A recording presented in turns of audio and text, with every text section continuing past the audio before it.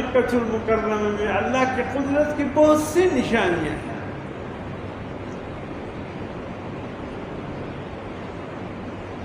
لیکن اس سے پہلے فرمایا ان اول بیت وضع للناس، سب سے پہلا گھر جو زمین پر بنایا گیا وہ بیت اللہ شریف اول.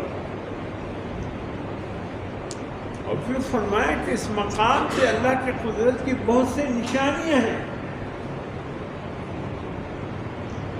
قدم قدم پر اللہ کی قدرت کی نشانیاں ہیں. اسی لیے تو حرم کی زمین کشش رکھتا ہے. جس نے نہ دیکھا ہو وہ صرف یہ شوق رکھتا ہے کہ یار ایک دفعہ بیت اللہ کو دیکھو، روضہ رسول کو دیکھو، ایک شوق سے پیدا ہوتے. لیکن جس نے دیکھ لیا پھر وہ مجنون بن جاتا ہے. پھر عمرے کے لیے اس کا دل تڑپتا ہے، حج کے لیے دل تڑپتا ہے.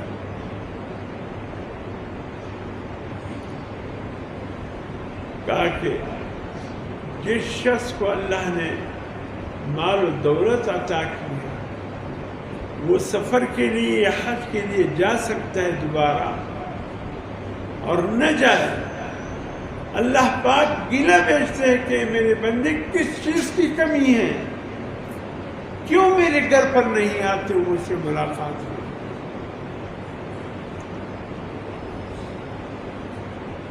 بہت سے لوگ کہتے ہیں یہ جی حج کے پیسے اٹھا کر غریبوں کو دیا جائے،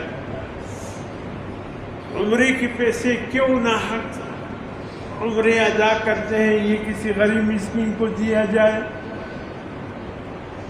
کوئی بدبخت یہاں تک کسی پاکستان تو ہے ہی ایک اچار کا مرتبان ہے، ہر چیز یہاں ملے گا، ہر مذہب یہاں ملے گا آپ کو. کوئی کہے گا تراویح پڑھو، کوئی کہے گا نہ پڑھو، کوئی کہے گا قربانی کرو، کوئی کہے گا مت کرو قربانی. اپنی دین نہیں ہے، اپنی باپ کا جاگیر بنایا ہوا ہے. ارے ظالموں جو عمل حضور صلی اللہ علیہ وسلم نے کیا، خلفائے راشدین نے کیا، صحابہ کرام نے کیا، پھر تابعین، پھر یہ سلسلہ آج تک چلتا رہا. ابھی تک تو متفقون علیہ تھا. اب ان کو کیا پڑ گیا، کون سی مار پڑ گئی؟ کبھی کہتے حج پر پیسے ضائع مت کرو، کبھی سے عمرے پر ضائع نہ کرو، کبھی کہتے قربانی مت کرو، یہ کسی غریب بچی پر خرچ کرو. اس کے لیے اور مت کم ہے.